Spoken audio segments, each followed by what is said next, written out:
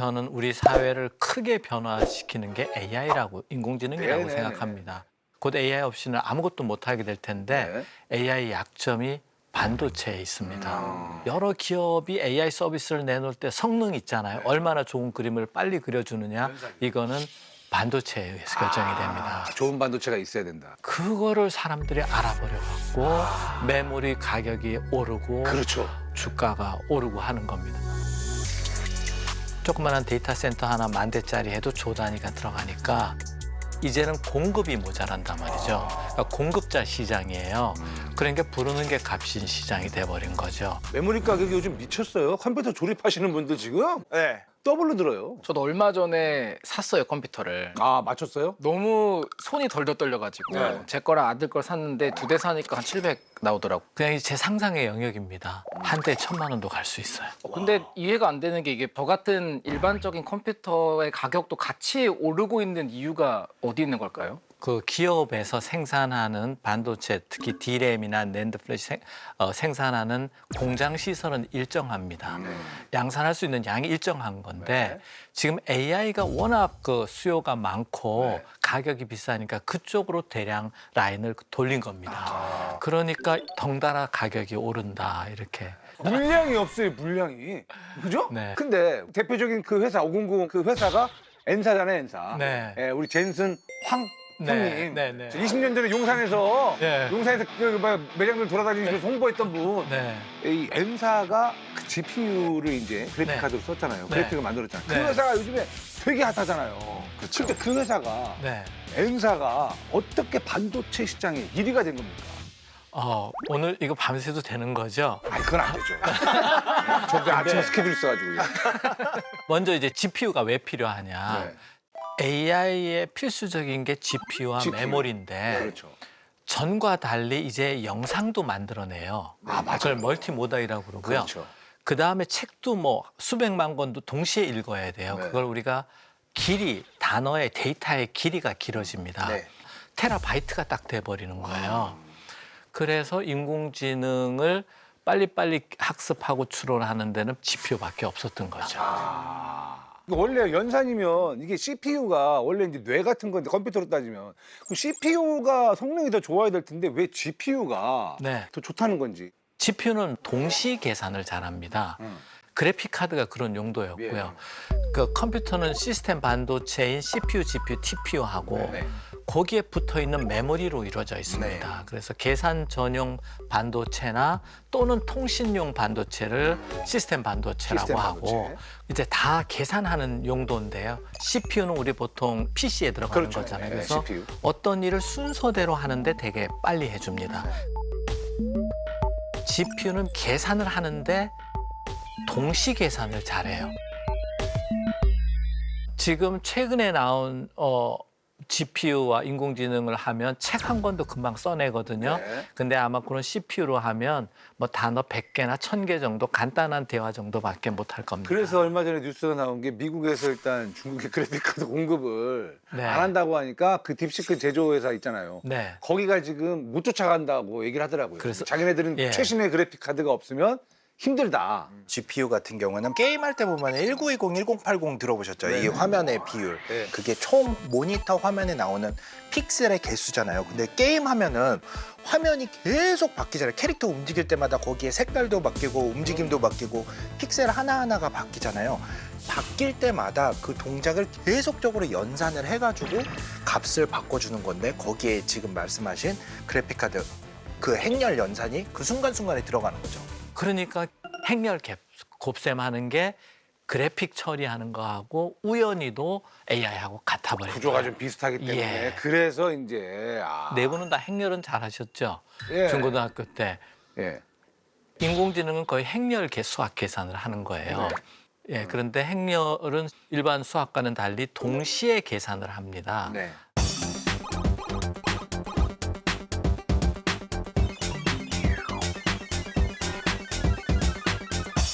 AI는 왜 행렬로만 무조건 계산을 하나요? I am a boy라는 문장을 쓴다고 하면 I하고 가장 관계가 높은 단어가 뭐겠습니까? M. 태프코는 뭐라고 생각해? I am a boy 했을 때 I하고 가장 관계가 높은 단어가 뭡니까? 보이. 보이죠. 나. 소년. 그거죠. 그렇게 봐야죠. 그래서 이렇게 단어가 쭉 나열되면 단어 사이의 연관 관계를 점수로 매깁니다. 1에서 100점까지 매기면서 이렇게 표현을 합니다. 근데 책 한 권을 읽으면 단어가 100만 개, 1000만 개 되잖아요. 도서관 책을 다 읽으면 뭐 조단위 단어가 그렇죠, 그렇죠. 그 단어 사이의 관계를 다 학습을 합니다. 그런 모든 문맥이든 단어 간의 관계든 이런 거를 표현하는 수학적인 방식이 행렬이라는 거죠.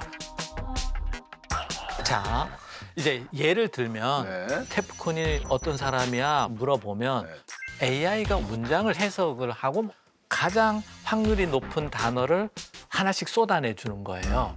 최적의 단어를 쏟아내는 게 지금 챗GPT가 우리한테 하는 말이에요. 근데 CPU는 결국에는 작업은 빠른데 동시에 하긴 좀 약하고 네. GPU가 그거보다는 성능은 떨어져도 한 번에 할 수 있다는 그렇습니다. 걸로 이해가 되는데 네. 그럼 우리가 요새 뭐 양자 컴퓨터에서 QPU 같은 것도 연구가 되잖아요. 네. 그게 도입이 되면 더 빨라져요? 지금보다 더 빨라지고 뭐 GPU나 CPU 값은 좀 내려가고 이런 미래가 올까요? 네. 언제 기회 되면 또 불러주시면 양자역학과 인공지능을 얘기하고 싶은데요. 네. 양자역학은 약간 불확실성 이론에 그렇죠. 의해서 뭔가 정해지는 거잖아요. 제가 이야기에. 네. 제가 대학 때 양자역학을 물리과 가서 일부러 막 들었어요. 불확실성이 큰 주제죠. 대주제죠. 예. 양자역학. 그래갖고 더 공부하고 싶어서 뭐 디퍼런셜 지오메트리 과목까지도 들었어요. 네. 이 현재 디지털 세계 우리 그래픽 카드나 AI는 약간 디터미니스틱해요. 결정론적이에요.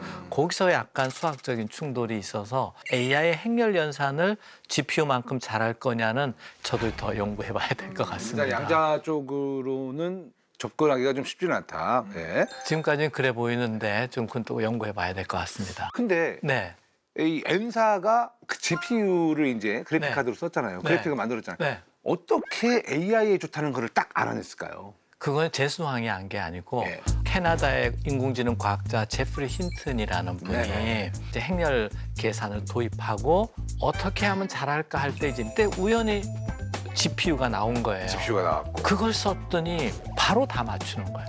그분이 그냥 써본 건데. 네. 야, 그래픽 카드가 이거, 야, 여기하고 잘 붙네? 네. 야, 이거 궁합이 좋네? 네. 해서 이제. 근데 이게 너무 중요한 게 2012년도였나요? 그때 이미지 인식 대회라는 게 있는데 네. 방금 말씀하신 GPU를 사용을 했더니 완전히 압도적으로 정말 압도를 하면서 네. 1등을 했었잖아요. 네, 네. 야, 그렇게 해서 발견한 게 약간 불을 발견한 거하고 똑같은 지금 그렇게 네.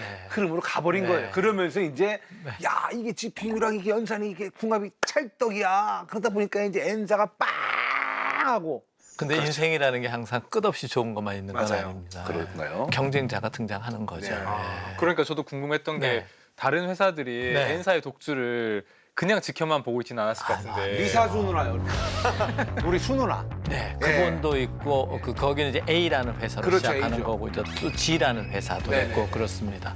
근데 요즘 특히 구글에서는 그런 행렬 계산에 적합한 반도체 TPU를 개발했습니다. TPU요? 그 T는 텐서라는 뜻인데요. 텐서? 텐서는 다차원 행렬을 또 얘기합니다.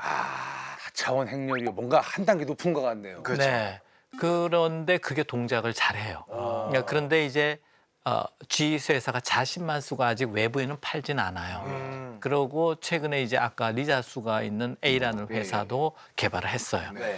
그런데 이런 게 있습니다. 개발해도 소프트웨어가 또 안 받쳐주면 이게 또 안 돼요. 그래서 시간은 걸릴 텐데 이제 경쟁자들이 많이 나타나서 지금과 같은 90% GPU 독점 시대는 조금씩 줄어들 것이다 이렇게 생각합니다. 그러면은 뭐 언제까지나 계속 그냥 N사가 일왕이라고 생각을 하는 분들이 많이 계실 텐데 네. G사도 그러고 지금 TPU부터 시작해가지고 네. 많이 따라오면 네. 어느 정도는 이제 이렇게 평준화가 좀 될 수도 있다는 얘기 아닙니까? 그 G사에서 나온 AI 혹시 써보셨습니까? 그게 TPU 갖고 동작합니다. 진짜요? 예, 교수가 필요 없는 것 같아요. 제가 보기엔 교수보다 더 정리 잘해주고 하는데 위험한 발언. 아니 안심하고 계셨어요 지금 교수라는 거기 직업에? LM은 내가 자료를 갖다 긁어가지고 넣어줘야 돼요. 교수님들은 있어야 된다고요. 아, 그것도 그 키워드만 넣는 또 전용 또 AI가 등장하고 있어요. 그래요? 프롬프트만 전문으로 또 해주는 또 AI나 반도체를 모르면 직업을 못 찾을 것 같아요. 아, 직업. 그래서 생존의 문제다. 그래서 데프콘 님도 계속 이 업계에서 네. 성장하시려면 네. 기술을 알아야 된다. 기술, 전 이미 기술자입니다. 아, 그러신가? 예, 뭐 교수님 아시겠지만 AI는 저를 대체할 수가 없어요. 그거는 다음 회 시리즈에 한번 우리 같이 또 얘기해 보도록 다음에 또 하죠. 나오시게요? 아니 작가님이 잘하면 계속 나오게 해준다 그래갖고. 아, 진짜요? 도대체 무슨 말로 꼬시는 거야?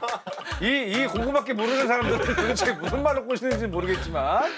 근데 이제 궁금한 게 네. D사에서 TPU를 자체 자기네들이 쓰려고 이제 반도체를 네. 개발한 거잖아요. 네. 교수님은 그러면 GPU, TPU 둘 중에 선택은?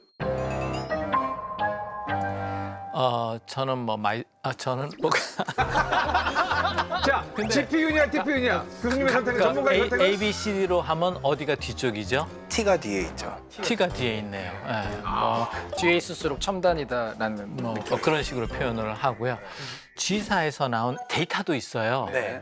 유튜브 다 우리 그럼요, 지메일 뭐 그다음에 어마어마하죠. 뭐 우리가 뭐 하는지 다 알잖아요. 거기다가 플랫폼이 있어요. 안드로이드라고. 네. 그거를 다른 말로 수직 계열화라 그럽니다. 수직 계열화. TPU를 결정적일 때 같이 동반해야 되는 기업만 제공하지 않을까 이렇게 싶어요. 우리나라에는 없나요? GPU를 만들어낸. 종목은 다르지만 NPU를 개발하는 대표적인 회사가 몇 개. NPU요? 네, NPU 지금 못 들어보셨어요? 네, NPU는 뉴로모피? 뉴로모피? 그럼 오늘 이제 마이크 끄고 조명 끄고 처음부터 다시 우리 주식 얘기해야 될 거예요. 네, N이 무슨 뭐의 약자인지 궁금합니다. 뉴럴 프로세싱 유닛. 뉴럴 네, 프로세싱. 그랬었는데 본질로 들어가면 행렬 계산이에요. 이것도 똑같아요. 그런데 이제 좀 행렬 작은 용으로 하자. 그래서 조금 규모가 작은 주로 뭐 자동차나 뭐 로봇이나 이런 데 들어가는 GPU를 개발하자는 회사고요. 우리가 시스템 반도체 GPU가 아예 없는 게 아니라 큰 생태계를 장악 못하고 있는데 지금 아주 젊은 스타트업들 그분들을 다 알고 있는데 다 공대 나왔고요. 다 아시는 분들이죠? 다 만난 적 있습니다. 저도 만난 적 있는데 너무 잘하고 계세요. 진짜로. 왜 안 알려줬어요? 왜 안 하는 거야? 내가 저기요. 내가 뭘 저기요. 알려줘야 돼. 그만하세요. 누가 데리고 있다면 마이너스 96% 메꿔야 돼요. 마이너스 96%라며요. 아유 진짜 그만하세요. 예, 예, 예. 아니 그 GPU, TPU 같은 반도체가 이제 글로벌 시장에서 크게 움직이고 있다는 거를 네. 이제 뭐 많은 분들이 알게 되셨을 겁니다. 이제 GPU는 들어봤지만 TPU도 오늘 이 시간을 통해 가지고 처음 들으신 분들 국내 계실 텐데 스타트업으로는 NPU도 있다. 국내에는 이제 NPU도 있다. 네. 근데 우리나라 반도체 주가는 네. 왜 이렇게 계속해서 오르는 걸까요? 주로 그 컴퓨터는 시스템 반도체인 CPU, GPU, TPU하고 네. 거기에 붙어 있는 메모리로 이루어져 있습니다. 그래서 데이터를 저장하고 공급해 주는 장치를 반도체 메모리라고 이렇게 얘기합니다. 저장하는 장치를 반도체 네. 메모리. 아까 말씀드린 것처럼 행렬을 어딘가 기록은 해둬야 되잖아요. 기록을 해두는 장치가 메모리가 됩니다. 메모리. 그래서 패권이나 중요성이 메모리로 넘어가 버린 거예요. 그러니까 얼마나 큰 동영상을 만들어내고 멀티모달을 하느냐, 동시에 몇 권의 책을 읽을 수 있느냐가 이제 AI 발전 단계로 가면 속도니까요. 속도와 용량의 게임인데 이게 GPU가 발목이 아니라 메모리가 발목이 된 거예요.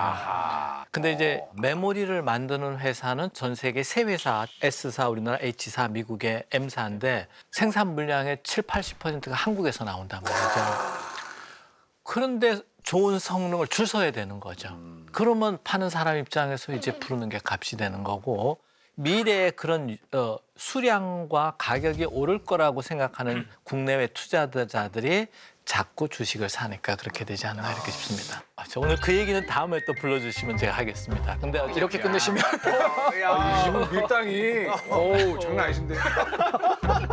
이제 또 궁금한 게 이제 이게 같은 반도체로 메모리, 시스템 네. 이쪽을 이제 어떻게 다르게 만드는 걸까요? 우리 인간은 손가락이 10개잖아요. 그렇죠. 그러니까 십진수로 하는데 네. 반도체는 1과 0밖에 기록하지 못해요. 전압을 가하면 전기가 통하고 안 가하면 안 통했다 하는 거예요. 그래서 프로세서 CPU, GPU, TPU는 계산을 많이 해야 되니까 트랜지스터가 되게 중요해요. 일종의 스위치를 하는 트랜지스터가 있게 되고 그거를 서로 연결해서 논리 회로를 크게 만들면 CPU도 되고 GPU도 되고 메모리 같은 경우는 이 실리콘이라는 반도체 안에 이렇게 전자가 모아둘 수 있는 바구니를 만들어둬요. 그렇죠, 그릇. 그걸 이제 캐패시터라고 그러는데 거기에 전자를 채워두면 1이고 다 읽어서 빼버리면 0이 돼요. 네. 전자 바구니가 있는 거죠. 전자가 뭐 새 나가진 않아요? 새 나가죠. 그 우리 과학자들이 아시겠지만 터넬링 현상이라고 얘가 또 튀어나가요. 그렇죠, 그렇죠. 그래서 다시 채워줘야 됩니다. 그런 걸 이제 리프레시라고 하긴 하는데 조금 새어나긴 합니다. 근데 사실 이 메모리에서 어떤 정도의 그 정보가 계속적으로 공급이 돼야 되는데 이게 많은 정보가 한꺼번에 공급이 돼버리면 메모리가 크지 않으면은 이게 병목 현상이 생기잖아요. 그렇습니다. 병목 현상이 뭡니까? 제가 오늘 생각해서 병목이 뭐지? 병이 이렇게 목처럼 이렇게 가늘어지는 거예요. 네. 그래서 사이다를 이렇게 우리가 불러도 뽀글뽀글 나오지 한꺼번에 안 나오잖아요. 목이 작아서. 그래서 사이다 쏟았을 때 내는 물의 양은 그 목의 크기가 정해지는 거잖아요. 메모리도 데이터를 GPU에 보내야 되는데 그 보내는 통로가 작아서 빨리빨리 못 보내는 거예요. 거기서 속도가 늦어져서 GPU가 기다리고 있는 거예요. 네. 그래서 이 병목 현상이 생기다 보니까 이 성능을 GPU가 원래 이룰 수 있는 성능이 100이라고 하면은 메모리에 문제가 생기면은 GPU의 성능을 100 정도로 끌어낼 수가 없게 되는 거죠. 그렇죠. 그래서 반도체 하나로 용량이 안 되니까 이렇게 쌓았습니다. 쌓는 만큼 배수로 늘어가니까요. 그러니까 그게 이제 HBM이라는 건데요. HBM. 그러니까 보통 D램하고 다르죠. 그럼 지금 말씀하신 이 HBM이 층을 쌓는다 하셨는데 네. 이 층들이 그러면 D램들을 1층, 2층 계속 그렇습니다. 쌓는 건가요? 예, 그래서 그렇습니다. 지금 품귀가 돼서 비싸지고 있는 그러니까 거고. 이제 보통 한 층만 쓰던 거를 16층씩 쌓으니까 용량이 16배나 더 필요하잖아요. 그런데 호텔도 100층짜리 호텔이면 뭐 가운데 엘리베이터가 여러 개 있잖아요. 그렇죠. 단층짜리면 전부 뭐 객실이지만 그래서 엘리베이터를 수만 개 HBM에 넣어버리자. 메모리를 쌓고 엘리베이터를 뚫었다. 네. 라고 하는데 그게 아직 계속 맴돌아. 메모를 어디에다 뚫는 거예요? 물리적으로 구멍을 뚫는 거예요. 물리적으로 케미컬 애칭인데 그거를 플라즈마 애칭이라고 합니다. 아, 직접 뚫어놔요? 그렇죠. 근데 이제 실리콘이 보통 머리카락 두께 정도 웨이퍼가 그런데 더 얇게 종이처럼 갈아요. 네. 갈고 구멍 뚫는데 다 마이크로미터 크기예요. 이 전자 빔을 때리면서 화학 물질을 넣으면서 때리면 네. 아주 깊이 땅굴이 파져요. 그렇게 엘리베이터를 설치를 근데 합니다. 구멍을 뚫는 거는 그래도 쉬울 것 같은데 네. 그 뚫은 걸 통해서 뭔가 움직이려면 거기에 이제 전기가 흘러야 거기에 되는 이제 거 아니에요? 구리를 메꿉니다. 근데 또 쇼트가 나진 않아요. 절연체도 막 있어야 될 것 절연체도 같고. 그게 이제 HBM 만드는 회사들의 어려움을 겪는 건데요. 거기 이제 구리와 구기를 납땜을 해야 되잖아요. 붙여야 되잖아요. 거기에 또 녹아서 엎어지면 옆에 하고 붙고 구멍이 조금만 빗게 나면 옆 구멍하고 또 수만 개의 구멍이 그러니까 똑바로 뚫어야 되는 게 있고 그렇습니다. 그래서 엘리베이터 설치하는 게 중요하고 엘리베이터 타고 1층에 왔는데 GPU까지 빨리 가야 되잖아요. 그래서 차선을 넓혔어요. 전통적인 메모리는 차선이 뭐 8개, 16개인데 처음부터 1024개로 했어요. 다 차선이 되게. 차선을 더 크게 만들어. 그러고 계속 공급해야 되니까 고층 건물로 짓고 그런 메모리가 이제 HBM입니다. 그러면 HBM이라고 할 때 M은 메모리고 HB가 뭐죠? 하이 밴드위스. 하이 밴드위스요. 예, 그러니까 차선의 속도, 차선의 개수와 속도의 곱입니다.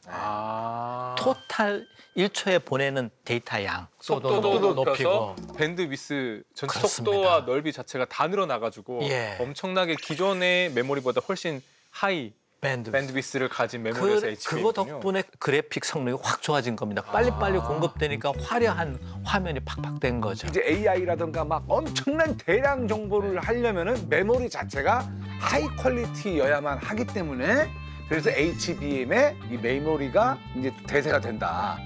네, 그렇습니다. 좋습니다. 이런 것들을 너무나 자세히 잘 설명을 해주시잖아요. 이게 사실 비하인드가 있거든요. 2010년대에 A사가 네. 그냥 메모리를 만들면 한계가 있다라는 거를 일찌감치 사실은 이게 알려져 있었던 사실이었잖아요. 네, 네. 그래서 이렇게 메모리를 쌓는 아이디어를 갖고 네. A사가 H사에 연락을 한 거죠. 네. 네, 근데 이거를 그냥 쌓는다고 되는 게 아니잖아요. 안 되지, 안 되지. 근데 이거를 실제 구현을 하시고 문제들을 해결을 하신 게 일론 머스크예요? 김정우 교수님. 교수님인가? 해결했다기보다는 쌓는 거랑 막 구멍 뚫고 막 이런 것도 다 하신 거예요? 그러니까 제가 그 아이디어는 2000년대부터 시작했어요. 그러니까 아, 진짜요? 영감을 어디서 받았냐면 그 당시 이제 서울과 대전을 왔다 갔다 하는데 정자동에 계속 아파트가 올라가는 올라가고 저 비싼데 왜 살지 하다가 영감을 얻었어요. 이런 데서 영감 얻는 거예요. 아티스트세요, 이분. 그러니까요. 네. 아 진짜로. 상당히 시간이 오래됐는데 예. 그때 다 국내 반도체 회사들이 다 저희하고 연구하고 이렇게 교류를 했습니다. 그래서 저희가 뚫거나 쌓을 때 생기는 여러 가지 설계상의 문제가 있어요. 네. 그거를 미리 제시를 하고 저희가 그렇죠. 연구해서 논문도 쓰고 학생들 졸업해서 가고 두 회사 다. 그래서 그런 인력들이 다 HBM을 성공하는 데 많이 밑거름이 됐죠. 1990년대 말에 네. D램 공부를 계속 해보니까 네네. 이게 나노급 가니까 음. 이게 간섭 현상 때문에 1과 0이 막 지워지는 거예요. 그게 그래서 안 되겠다. 용량의 한계가 생기겠다. 쌓자 이렇게 한 거고요. 근데 쌓으려니까 엘리베이터가 필요한 거고 연구하는 데야 뭐 너무나 재밌는 현상이 많잖아요. 그랬는데 이제 챗GPT가 나오면서 폭발하면서 이제 이게 꽃을 피운 것 같습니다. 야, 교수님 대단하시네요. 앞서가셨어요. 예? 어떻게 그런 발상을 하냐 이거예요. 그렇잖아요. 그래서 이제 그게 재밌잖아요. 예. 그래서 막 산업이 일으키고 그러니까 뭐 새로운 거 없을까 하다가 이제 그러면 GPU까지 오라 그러자. GPU를 뺏어서 HBM에 넣어버리자. GPU를 뺏어서 HBM이 대체 무슨 말이죠 이게? 지금은 GPU가 미국의 N사, 뭐 A사 네. 이런 데 있잖아요. 그쪽에 있죠. 그 기능의 일부를 HBM에 넣어버려서 우리가 아예? 자체적으로 해버리자. 아예 그냥 메모리에다가 GPU에서 네. 필요한 것들을 왜 그냥 우리가 넣어버리자. 데이터를 거기 주냐 이거죠. 우리가 다 하자. 그게 될까요 근데? 일이 벌어지고 있어요. 예? 그게 HBM4부터 지금 설계가 되고 있습니다. 그게 왜 그렇게 좋아하시죠? 지금 누가 내렸다면서요? 다시 회복할 것 같아요? 끝나고 뭐 좀 물어보고 싶어요. 여쭤보고 싶어요. 자, 보세요. 옆에 백화점이 있고 거기 이제 아파트가 있단 말이죠. 지금이 그런 체제 아파트가 HBM이고 백화점이 GPU예요. 네. 근데 어떤 때 백화점까지 걸어가기 귀찮잖아요. 비도 맞고. 1층 상가를 고급 백화점으로 만들어 버리는 거예요. 또는 레스토랑은 옥상에다가 두면 백화점 안 가고 뷔페는 옥상에서 먹고 간단한 거는 만들어버린다, 그냥. 그런 거죠. 그래서 GPU를 일부 집어넣자라는 게 하나의 제 그게 주장입니다. 가능할까요? 근데 GPU는 이따만한데 그거를 좀 압축해가지고. 벌어지고 있대잖아요. 네, 두 번째는 메모리 D램이라는 메모리만 쌓으니까 용량이 안 되는 거야. 그러니까 용량이 상당히 커야 돼요. 테라바이트급이 돼야 되는 거예요. 그렇겠죠. 지금은 뭐 HBM은 200기가 이런 거예요. 근데 100테라까지 필요하다는 게 제 주장이에요. 테라면은 어마어마한 그러면 건데. 지금보다 1000배는 많아지는 거 아니에요. 네.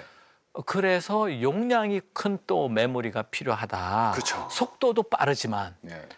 그래서 그 용량이 높은 메모리가 HBF라고 해요. HBF. HBF의 F는 뭔가요? 플래시 메모리입니다. 랜드 플래시 메모리. 플래시 메모리. 야. 용량이 D램보다 한 10배 정도 높습니다. 아, 못 들어보셨어요? 그러면 주식 투자하지 마세요.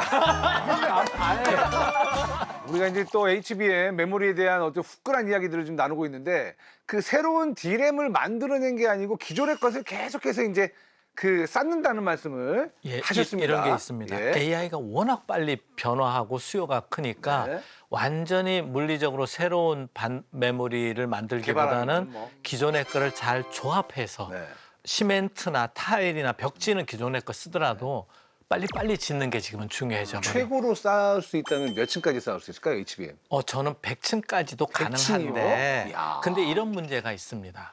뒷면에서 냉각을 시켜야 돼요. 네. 아, 그렇겠죠. 열라니까. 그래서 GPU하고 옆에 하고 높이를 맞춰야 돼요. 이쪽으로 이제 냉각 그 판이 붙어야 되기 때문에 예, 예. 그 고도 제한이 옆에 GPU에 맞춰져 있습니다. GPU만큼 딱 얘네도 높이를 맞춰야 되는군요. 네. 근데 100층을 쌓으면 이 무게 때문에 웨이퍼가 휘어버릴 수도 있지 그렇습니다. 않아요? 이게 머리카락보다 얇게 쌓잖아요. 머리카락 두께 한 10분의 1로 쌓으니까 휘어져요. 종이처럼. 네. 반도체는 온도가 높아졌다 낮았다 하잖아요. 네. 그러니까 휘어졌다 낮았다. 이런 문제가 있고요. 더 어려운 문제는 1층은 뜨거운데 냉각하면 에어컨이 틀어도 1층은 덥고 위만 시원한 거예요. 열을 어떻게 잘 빼줄 것이냐. 열이 높으면 데이터를 잃어버려요. 그다음에 진동 뭐 이런 다층으로 감으로써 생기는 문제가 심각합니다. 그래서 요즘 그 두 회사 다 기계공학하는 사람을 그렇게 찾아요. 여기서 저는 조금 네. 좀 뭐라고 해야 될까 뭉클하다고 느낀 네, 게 네. 사실은 AI의 뭐 챗GPT의 시대가 이렇게 빨리 올 거라고 생각하시고 그 당시에 연구하셨던 게 아니라 아니죠. 순수한 어떻게 보면 학문적 재미있어서. 호기심과 네. 기초 연구로서 이거를 예. 쌓으면 어떻게 되지? 그게 우리나라의 노벨상 나오는 비결이라고 나는 생각합니다. 그래서 제가 젊은 교수님들에게 하고 싶은 말이 연구비 좀 없더라도 너무 유행 따라가지 말고 언제 하나 터질지 몰라. 30년간 평생 갈 주제 하나 그 대신에 뭐 조금씩 또 하긴 하더라도 하나는 정하는 게 좋겠다 이런 생각을 듭니다. 그렇죠. 요즘 뭐 어따서 얘기 좀 들어요? 저요? 아, 좀 항상 많이 듣죠. 저는 하지만 사실 용기를 얻었죠. 저는 기초 중에 기초 연구를 하는 진화생물학자이기 때문에 이게 굉장히 큰 또 네. 지금은 사람들이 이해 못하는 것들이 있을 수 있어도 언젠가 터진다니까요. 언젠가 하나가 터질 터지면 거예요. 교수님 봐요. 이미 한번 이런저런 시도를 해서 성공을 하셨기 때문에 또 다른 시도들을 하면은 또 뭔가 결과가 나오지 않을까라는 항상 그런 마음을 갖고 그래서 계시네요. 이제 GPU 기능을 넣자, 뭐 낸드 플레이 쌓자고 하면 언뜻 좋아지지만 납득을 잘 못하지 않을 수도 그렇죠, 있잖아요. 그렇죠. 그래서 이런 메모리를 쓰면 AI 성능이 얼마나 좋아지느냐, 얼마나 똑똑해지고 10명이 아니라 수십만 명을 동시에 할 수 있느냐 이런 거를 이제 수식과 컴퓨터 시뮬레이션 증명하는 데이터를 요즘 만들어내고 있어요. 그게 이제 저희 학생들의 연구 주제고 그걸 갖고 이제 납득을 시키는 거죠. 여러분 네. 정말 대단한 게 이 과학 기술이라는 게 이제 발상의 전환이 정말 중요하다. 맞아요. 라는 생각도 들고 영감도 많이 받아야지. 뉴턴 떨어지는 사과에서 영감 받듯이 그러니까요. 그런 영감을 받는 게 중요한데. 근데 뉴턴은 주식 투자를 못했기 때문에 아니, 저도 뭐 그런 운명일까. 안 하시잖아요. 그래서 아예 안 하잖아요. 뉴턴 뭐.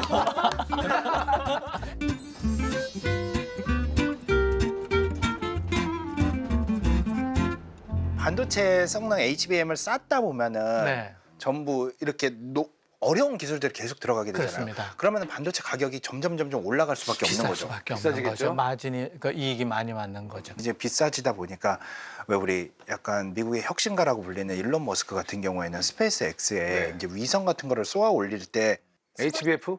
HBF 이런 걸 비싸서 못 쓰잖아요. 아, 그래요? 그러니까 왜냐하면 기업 같은 경우에는 이윤을 챙겨야 되니까. 그러니까 스마트폰이나 이런데 우리 뭐 약간 뭐 패드 이런데 쓰는 상대적으로 싼 네. 칩을 씁니다. 일반 칩이요? 일반 칩을 써요. 우주에 올라가는데 근데 그게 돼요? 우주에 방사선 같은 거 얼마나 많이 날라옵니까? 그거 아세요? 수출할 때 비행기 타고 북극 지나가면 가끔 반도체가 죽어요. 그러니까요. 엑스레이 때문에. 이런 것 때문에 근데 우주에는 진짜 방사선들이 그건 많거든요. 우주 방사능 많은데. 근데 기가 막히게 아이디어를 낸 거죠. 이게 여러 개를 써도 HBM 하나 가격이 안 되니까 차라리 여러 개를 쓰자. 그래가지고 여러 개를 올립니다. 우주 방사선이 와서 몇 개는 고장이 날 수가 있겠죠. 몇개 고장나도 다 살아있는 애들이 있으니까. 다수결의 원칙을 따릅니다. 그래가지고 얘가 8개가 예를 들어서 1이다. 그러면은 그 1값을 따르도록 그래가지고 가성비를 추구를 하면서도 이런 식으로 데이터를 활용하는 방법도 쓰고 있어요. 지금 교수님이 얘기한 것처럼 여러 개 다수결 원리를 작용한다는 게 에러 커렉션 코드라고 네. 그런 논리가 또 들어가요. HBM에도. 뭐 하나 죽어도 뭐 살려내게 이렇게. 무조건 일론 머스크 마음도 이해는 돼요. 하도 쌓아 올리니까 그래도 좀 싼 거로. 그 넣어보자. 가격을 다 할 수가 그렇죠. 없죠. 비싼 게 뭐 일단 좋다고는 해도 이게 또 한두 푼이 아니니까. 맞아요. GPU하고 HBM 한 요 모듈 하나가 예. 지금 뭐 5천만 원, 6천만 원인데 곧 1억 할 것 같습니다. 요만한 GPU 보드 하나가 이 AI 그 전용 모듈 하나가 모듈 하나가? 예. 그거 하나로 작동하는 것도 아닐 거 아니에요. 그게 이제 만장 이상이 돼야 만 개요? 돼요. 예, 만장이면 1초가 되는 거죠. 최소한 AI 서비스 하려면. 근데 이게 이제 우주 데이터 센터 짓는다고 하잖아요. 이게 칩들이 우주급으로 가면은 이 가격이 2배로 뜁니다. 그렇겠죠. 제가 잘은 모르지만 우주선에 가면 태양을 바라보는 쪽은 수백 도가 되고 반대쪽은 영하 뭐 0도에 가까워 절대 온도에 가까워지니까 온도 변화가 엄청 그렇죠. 나요. 견뎌야 되니까. 그걸 견뎌야 됩니다. 반도체를 실리콘으로 만든다고 하는데 사실 그 재료값 대비해서는 좀 비싼 거 아닌가 싶기도 해요. 그렇죠. 재료야 뭐 모래에서 나오는 거니까. 그러니까 예. 왜 반도체는 왜 이렇게 비쌀까요? 공정이 엄청 어려워요. 네. 제가 이제 학교에서 이제 나노 화학 가르치다 보니까 이런 반도체 공정도 강의를 하는데 네. 보통 우리 순금이라고 해도 네. 99.999 정도의 그렇지. 순도를 순금이라 하잖아요. 근데 보통 이런 반도체 산업은 11.9이라 불러서 99점 뒤에 9가 9개가 더 붙은 아 진짜. 그 수준의 것들을 심지어 점점 미세하게 깎을 때는 아주 짧은 자외선 파장으로 이제 노광 기술이라는 거를 쓰게 되는데 이게 기술을 듣기만 해도 이게 돼라는 생각이 드는 방식이에요. 그래요? 보통 이 가열에 녹인 주석을 초당 5만 방울을 떨어뜨리면서 초당 5만 방울? 네. 그러면서 그 방울 하나당 이산화탄소 레이저를 2번씩 때려요. 방울에다가 레이저를 또 네, 때린다고요? 한 번 맞으면 방울이 납작하게 쫙 펴지고 거기 한 번 더 때리면은 한 13나노 정도 되는 엄청 강력한 자외선이 나와서 네. 그걸로 이제 반도체 공정을 하는 거다 보니까 뭐 심지어 이게 하면 주석에 때리면 이거 터질 거 아니에요. 네. 그럼 안쪽이 막 주석 오염되잖아요. 그래서 안쪽은 또 수소 기체로 꽉 채운 채로 해서 나온 거는 이제 수소와 주석이 돼서 또 날아가게 또 설계를 하고 이야, 전 세계에서 그 회사밖에 못 만들고 있고요. 거의 인간이 만들 수 있는 기술의 상상해보면 거의 한계점의 최고봉이네. 지금 상태로 네. 주석을 때려서 주석을 뭘로 만든 게 아니라 그 때릴 때 나오는 자외선을 이용하려고. 그러니까 초당 10만 번의 레이저를 때리면서 정확히 5만 개를 다 맞춰서 다 자외선을 만들어서 그걸로 정확한 곳을 깎아내는 떨어지는 애들한테 레이저를까지 쏴야 되니까 이게 물리적으로 가능한 일일까요? 이게? 그러니까요. 그래서 반도체가 신의 영역에 도전을 하는 그런 영역이라고 말하죠. 그런 프로세스가 한 1000스텝을 해요. 1000스텝이요? 이런 어려운 고난이도를 뭐 리토그라피하고 메탈 채우고 절연물 채우고 이런 게 비싸도 되겠네요. 뉴스 보면 맨날 기계팔이 열심히 뭐 찍어 나르잖아요. 네, 그거 여기 보면은 다 자동화돼 있는데 이거 왜 이렇게 빨리 안 만들고 비싸 싶은데 이거 한 판 만드는 게 달 단위로 한 달, 2달 걸려요. 네. 한 판이. 그리고 거기에 네. 뭐 하나라도 문제 있으면 폐기를 하기 때문에 이게 더 이상 빨리 만드는 게 불가능한 그러면 상황이죠. 우리나라가 진짜 대단한 거네요. 대단한 반도체 나라예요. 기술이. 뉴스에서 보는 이런 공정들 있잖아요. 이건 진짜 마지막 공정이에요. 진짜 한번 제품돼서 나가기 그렇지. 직전에 제일 처음에 이제 모래 갈아가지고 그거 막 씻고 뭐 하면서 이제 시작되는 거 아니에요. 그죠? 실리콘이 앞으로도 좀 계속해서 반도체는 필수로 뭐 재료로 쓰이겠죠. 제가 이제 인생의 룰이 몇 가지가 네. 있는데요. 100살이면 죽는다, 하루는 세 끼만 먹는다 이런 게 있는데요. 전공으로는 실리콘이여 영원하리라 이런 게 있습니다. 실리콘이요. 이게 왜냐하면 많은 사람들이 값싸게 공급하려면 이게 생산성과 수율이 높아야 되는데 너무나 실리콘이 안정적인. 설명해 주세요. 왜 실리콘 다이옥사이드가 그렇게 잘 안 깨지고 브레이크다운 안 일어나고 좋은 물질인지. 신의 물질이에요? 왜 신의 실리콘이 물질이에요, 이렇게 장교수님? 좋은 물질이에요? 그러니까 실리콘 자체가 이제 탄소랑 비슷하기 때문에 결합을 많이 만들 수도 있고 우리가 근데 이것보다 가성비나 모든 면을 고려할 때 실리콘이 최고다라 해서 왔기 때문에 네. 이거는 물성 자체도 좋지만 우리가 지구에서 살아가면서 기술을 발전시키는 한 이 원소를 벗어날 수는 없을 거라는 생각이 들어서 저도 실리콘이 영원할 거라는 그래서 생각을 해요. 영원하리라 이렇게 실리콘. 그 다음이 두 번째 저 전공의 모토가 메모리어 영원하리라. 메모리어 영원. 실리콘이여 영원하라. 메모리어 영원하라. 와, 근데 저는 오늘 네. 교수님 말씀 들으면서 우리나라가 정말 석유 한 방울 안 나는 나라라고 맨날 하는데 과학 기술로 그렇습니다. 디지털 산유국이 됐다. 그런 느낌이 드네요. 여러분들과 같은 최우수 인재들이 이공계에 뛰어들어서 계속 열심히 하고 또 기업이 열심히 해서 여기까지 왔는데 AI 시대에 와서 이 우리의 역량이 폭발하는 것 같아요. 그러니까 그 운이라고 볼 수도 있는데 그래서 HBM 때문에 우리나라 두 개의 기업이 엄청 큰 순이익이 벌어지고 올해 뭐 200조가 넘는 순이익이 예상이 돼요. 순이익만. 우리 전공 바꿔야 될지도 몰라요. 전공을요? 지금요? 지금 시작해도 늦지 않을까요? 아마 교수님들 정도의 그 학문적 역량이면 제가 이력서 전달해 드리겠습니다. 저는요. 네. 차세대 반도체는 네. 뭐가 또 나올까요? 건물을 쌓을 때 이렇게 갈아가지고 쌓는 패키징 방식이었잖아요. 네. 반도체 안에를 3차원적으로 만들 것 같아요. 트랜지스터 위에 트랜지스터, 트랜지스터 위에 트랜지스터. 쌓는 거를 또. 네. 아예 반도체를 쌓는 게 아니라 반도체 자체를 3차원으로 트랜지스터를 3차원화하는. 3차원화? 입체적으로 그냥. 예, 반도체의 진화 과정이 인간의 뇌랑은 점점 비슷해지는 쪽으로 자주 가는 것 만나야 같아요. 되겠는데요. 자주 만나야 왜냐면 되겠습니다. 이 저희 제일 중요한 이 피질 구조 같은 거 보면 이렇게 층층 구조가 돼 있거든요. 그래서 위아래로 왔다 갔다 정보가 엘리베이터처럼 내려가는 그래요? 그런 신호 같은 것도 있고. 저는 재밌는 게 이 건축이랑 비슷한 느낌이 들어서 그렇습니다. 우리 효율성을 높이려다 보니까 층을 쌓아 아파트를 만들었고 맞습니다. 또 이제 역세권이니 뭐 주상복합이니 그렇습니다. 하는 것도 편의성 때문에 생긴 그렇습니다. 거고 모든 과정이 약간 또 문 열고 들어가면 속에 막 입체적인 맞습니다. 공간 맞습니다. 보면 왠지 차세대 이런 반도체 관련된 건 또 우리 일상에서 영감을 받는 일이 오히려 그렇습니다. 많을 것 같아서 그렇습니다. 그런 그래서 거 좀 봐야겠어요. 결국은 효과적으로 채웠다 뺐다 넣었다 하는 과정이고 문 열었다 닫았다 하는 과정이기 때문에 건축하고 되게 비슷합니다. 그런 면에서 현대 건축에서는 사실 철근 콘크리트의 네. 그 개발이 네. 어마어마한 혁신을 그렇겠죠. 일으켰잖아요. 네. 그러니까 재료의 물성 자체가 바뀌면 물리적 한계가 바뀌어 버리니까 아까 말씀하셨던 어떤 간섭 현상 같은 것들도 네. 지금 물성이 바뀌면 또 훨씬 그렇습니다. 더 그러니까 새로운 물질이 필요한 거예요. 그렇죠. 그래서 초전도나 초전도. 그래핀이나 슈퍼플루이드나 슈퍼컨덕터나 이런 거를 자꾸 들여다봅니다. 그래서 화학과를 많이 와야 될 것 같아요. 다 이게 필요해요. 필요하고. 네. 저희 졸업생 S사, H사는 몇 년 지나면 집 한 채씩 살 것 같아요. 보너스만, 인센티브만 받아도. 근데 그게 천조까지 한번 가보자는 게 제 목표예요. 인생의 목표. 천조? 순이익이요? 순이익만. 우리나라 국가 예산이 700조잖아요. 그러니까요. 그러니까 1년에 1000조씩만 두 기업이 순이익 나서 세금 2, 300조씩만 내줘도 네. 우리 뭐 연금 문제, 의료보험 문제, 교육비 문제가 해결된다. 이 방송을 보고 있는 우리 청소년들이나 어린이 친구들이 이제 성장을 해가지고 만약에 이 친구들이 이과 쪽으로 만약에 진입을 하면 또 다른 세상이 열릴 수도 그래서 있겠네요. 제가 AI 반도체 하잖아요. 네. 잠이 안 올 정도로 재밌어요.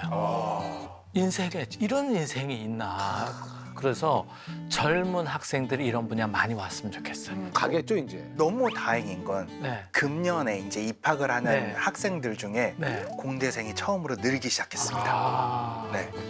자연대가 줄었거든요. 우리 기업들이 막 1000조씩 이익이 나는 세상이 되면 과학자들이 마음껏 자기 하고 싶은 연구하는 시대를 만들어보고 싶은 생각이 듭니다. 그래서 한 분야로 평생 파고들 수 있는 정말. 그런 환경. 예, 그러면 또 반도체가 발전할 것 같아요. 근데 사실 좀 우려하시는 부분들이 있습니다. 사실 메타버스 메타버스. 반짝했었어요. 그리고 또 지금은 잔잔해요. 네. 어떤 분들은 AI가 지금 거품이 좀 많이 껴있다라는 이야기를 많이 하세요. 아직 뭔가 부족하다. 네. 라는 생각이 강해요. 그러니까 계속 버전이 막 여러 개가 네. 되고 뭐 사고 모드, 띵킹 모드 다 해도 일정 수준 이상의 어떤 그런 만족할 만한 수준은 아니에요. 네. 그래서 저는 개인적으로는 한번 크게 이게 조정장이 오지 않을까. 왜냐하면 제가 정보 같은 거를 뭐 검색을 해도 그럴싸하게 말만 좀 더해줄 뿐이지 때로는 틀린 것들도 되게 많이 아직까지도 갖고 있기 때문에 이게 제가 봤을 때는 좀 거품론이 있을 만하다라는 생각도 들어요. 그게 다 메모리 부족 때문에 오는 겁니다. 그게요. 그리고 메모리가 더 만족할 만큼 갖고 있으면 그럼 더 오늘 좋아진다. 내내 그 얘기 했는데 안 믿으신 거예요? 아니 안 믿는 건 아닌데 제가 봤을 때는 너무 이게 지금 하이라 반도체 시장 앞으로 어떻게 보십니까? AI가 가장 큰 약점이 반도체가 많이 필요하다. 네. 돈이 많이 든다. 네. 전기가 많이 필요하다. 전기가 많이 그래서 그러니까 발전소를 많이 세워야 된다. 네. 그 비용의 부담이 있는 거예요. 그러면 그 자본이 계속 투자가 돼야 되잖아요. 그러려면 여기서 이윤이 나야 돼요. 그 생태계를 한 3년에서 5년 내에 만들지 않으면 이 동맥경화가 걸리는 거죠. 그때가 좀 위험한 시기가 한번 올 것 같습니다. 메모리 가격이 떨어질 수도 있고. 그래서 이 무한정 없이 필요한 돈을 누구가 될 것이냐. 근데 그걸 결국은 사용자가 구독료나 광고료나 뭐 수수료에서 받아야 되는 거 아니에요? 그 시장을 만들 만큼 AI를 발전시키고 그런 생태계를 만들 것이냐. 그게 승부가 결정이 될 것 같습니다. 아 우리 교수님하고 또 이런저런 얘기하니까 테크 얘기하니까 좀 잘 통하네요. 오늘. 왜 그랬어요? 왜 이렇게 웃어요? 아니, 사욕을 너무 많이 채우신 것 같아서 이번 시간 특히. 사역은 아닙니다.